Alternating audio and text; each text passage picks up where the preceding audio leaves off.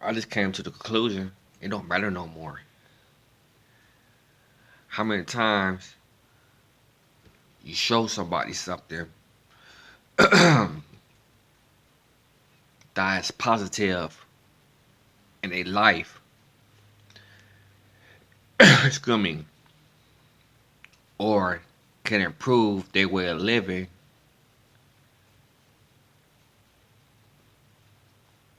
I feel like if somebody is doing something good for you or reaching out to you, you still don't appreciate it.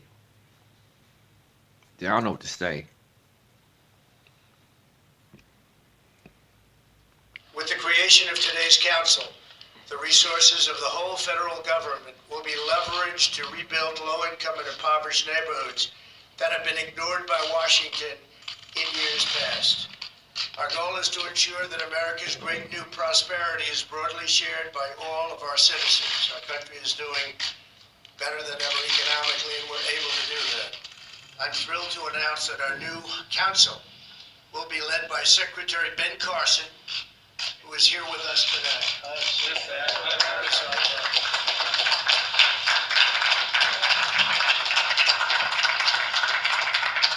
Also with us is Secretary Stephen Mnuchin and Secretary Wilbur Ross, who will both serve on the council and play a critical role in its work. The council will focus its efforts on opportunity zones, a crucial part of tax cuts that we passed last year. Under our new tax cuts, any distressed area that is designated as an opportunity zone will receive massive incentives for private sector investment, including zero capital gains tax on any investment held for at least 10 years. We're honored to be joined today by the person who led the fight to include opportunity zones in the Tax Cuts and Jobs Act, and that is Senator Tim Scott.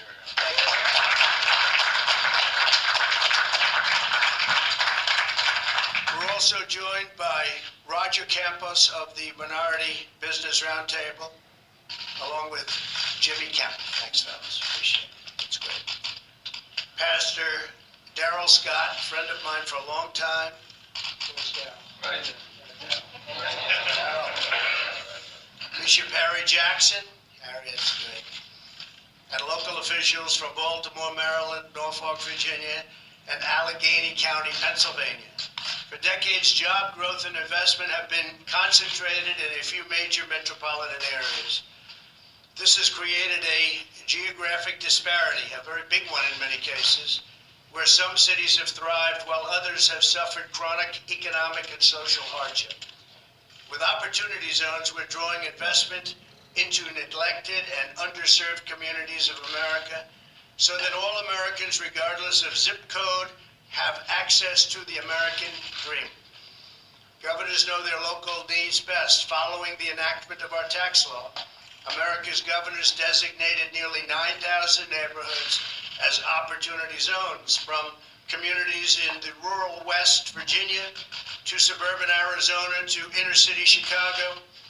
The Treasury Department has estimated that as a result of these tax incentives, private businesses will invest $100 billion in opportunity zones, and that will be incredible. This council will support communities like East Baltimore, where Pastor Dante Hickman is helping lead a groundbreaking project in the newly designated opportunity zone. I'd like to invite Pastor Hickman to say a few words about today's initiative. He's been an incredible leader, a man of faith, and somebody that we all believe very strongly in. Pastor, please.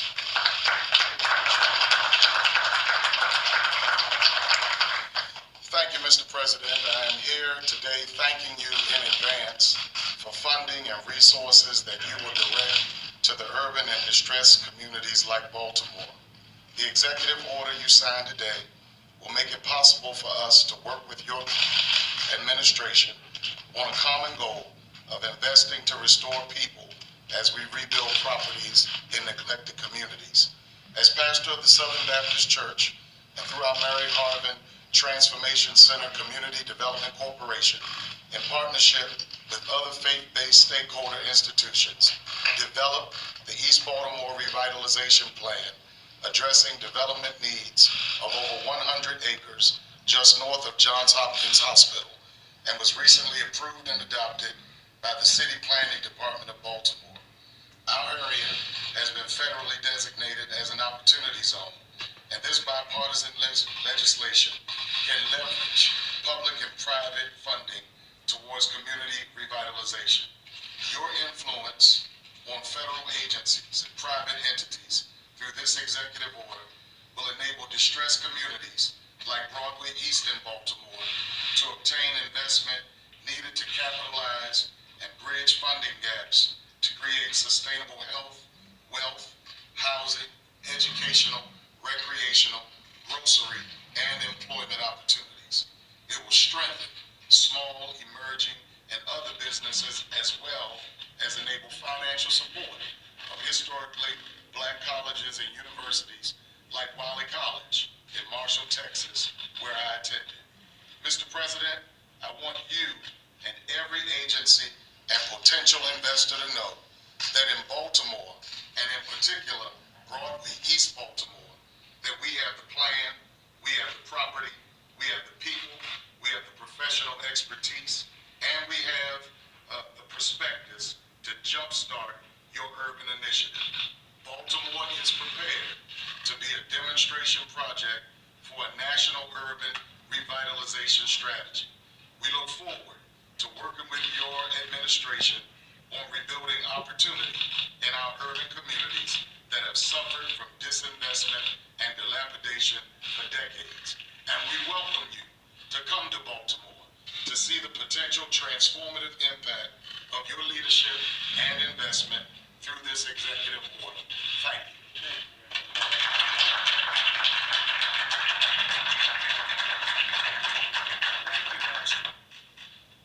Today, we are also proud to be joined by one of America's most admired business leaders, the co-founder of the television network BET, Bob Johnson. Bob, please.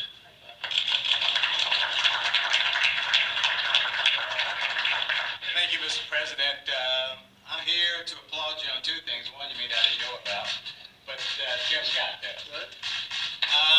Just recently, your Department of Labor signed a historic document that created something called auto portability. Auto portability is designed to reduce retirement leakage among low-income 401k account holders who tend to cash out. And Mr. President, you should know this, 60% of African American and Hispanic Americans cash out of their 401k account. When this program, the policy that Secretary Costa initiated along with my company, is implemented along with the big financial record keepers, the Fidelities, the Vanguards, this program will put close to $800 billion back in the retirement pockets of minority Americans. So I just want to applaud you. Now, getting to the most important thing. Most of you probably know that I started BET on a $500,000 loan from a guy named John Malone. That $500,000 that John Malone put into BET allowed me, along with a lot of other minority employees and others, to build a $4 billion business. What this proves is the efficacy, Mr. President, of a program that allows capital to flow to places where people are seeking an opportunity. And I am convinced that this program, where the tax incentives flowing out of the Treasury Department to business people, will cause people to invest money where before they saw risk, now they will see opportunity. And that combination of putting money into communities will allow for those communities to become vibrant, to become safe, to create ownership, and most important, to contribute to the well-being of this country. I'm a fundamental believer that there are business solutions to social problems. The Opportunity Zone program is that, and I applaud you and Tim Scott for taking the leadership on it. Thank you.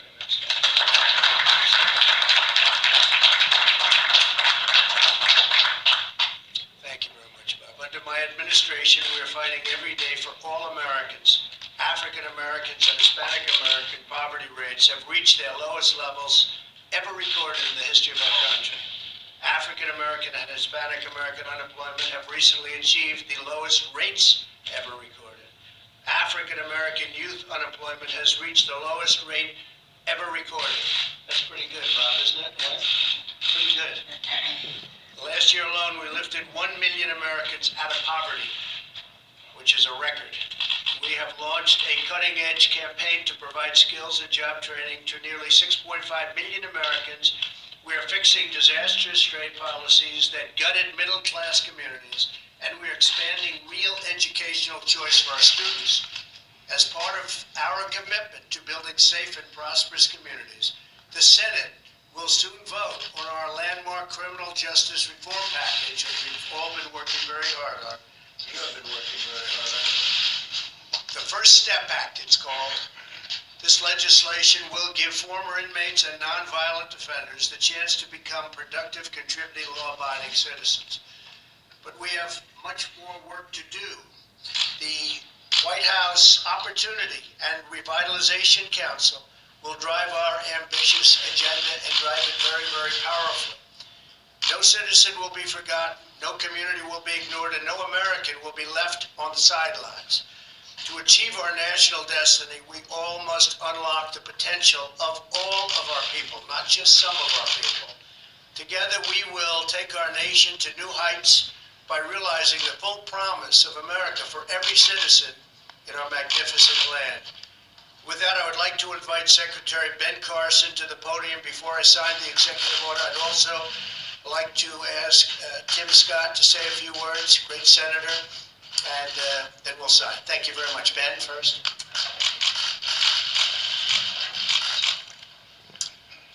Well, thank you, Mr. President, for that introduction, for all of you for joining us today for this most important executive order signing. Today, the nation's unemployment rate is at a 49-year low. Jobless rates among African Americans down to a record low of 5.9%. Wages on the rise. While we can all be proud of these achievements, one challenge has remained. There are still communities in our country that have seen little or no new investment in generations. During his inaugural address, President Trump declared that the forgotten men and women of our country will be forgotten no longer. It is critical that every American shares in the gains of the past 2 years. Today, the President is establishing the White House Opportunity and Revitalization Council through an executive order. I'm pleased to chair this council, consisting of members across 13 agencies, whose mission is to jumpstart development in urban and rural communities through the creation of opportunity zones. Located in economically distressed communities across this country, opportunity zones are home to approximately 35 million Americans.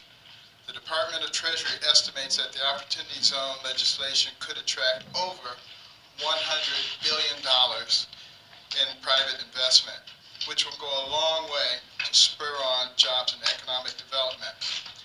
This kind of medicine is precisely what a doctor would prescribe to heal communities where nearly 1 in 3 people live in poverty and unemployment is nearly twice the national average. Too often, new investments into distressed communities are here today and gone tomorrow. By offering incentives that encourage investors to think in terms of decades instead of days, opportunity zones ensure that development is here today and here to stay. This long-term approach means that new growth becomes consistent growth and new jobs become steady jobs. The result is an innovative market and place-based approach that creates a win-win for investors and distressed communities alike. The Council will help improve the efficacy of this process and is ready to consider more than 150 actions to better target, streamline, and coordinate federal programs and opportunity zones. These are still the early days, in terms of the work of the council and opportunity zones, but the groundwork has been laid. The seeds the president has planted are growing, and the promise they hold to improve places long forgotten and the lives of those who call these places home. And with that, I invite Senator Scott, who was instrumental in creating the zones, after which time the president will perform the deed.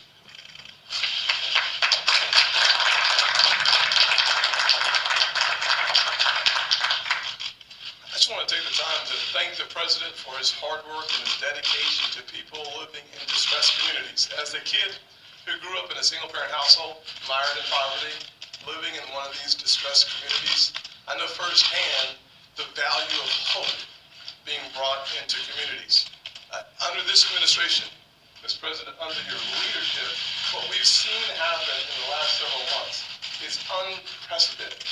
You can think first about opportunity zones. When you and I had a conversation about the zones over a year and a half ago, you immediately jumped on board and took the lead. And because of your leadership, opportunity zones that will help distressed communities, over 8,700 throughout this country, is a reality. The average poverty rate in those zones of 31%.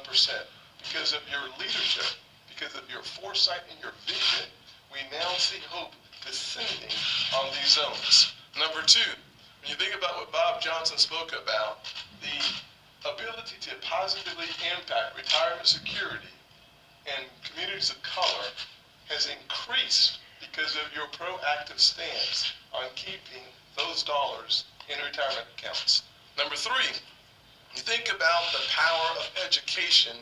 The greatest chasm in this nation is caused by two primary issues. One is family formation. We can't do much about that in government. But number two is education. Your focus, sir, is changing lives that you may never meet, but it's happening every single day in America. And finally, your strong advocacy for criminal justice reform will come to the floor of the United States Senate.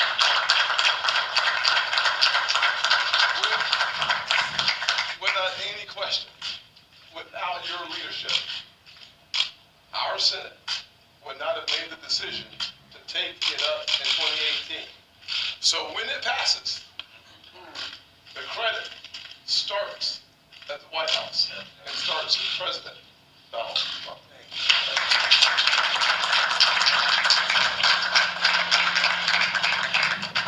Thank you very much. I think that means Tim gets the first pen.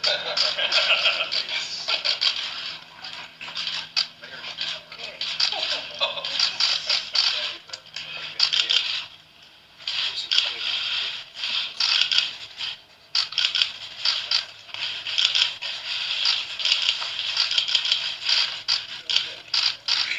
Here you go, Larry.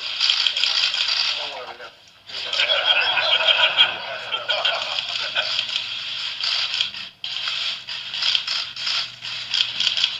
This is a great thing.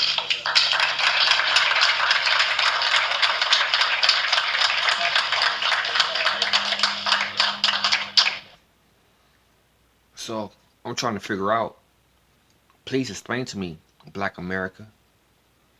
Please explain to me, Hispanic America, White America.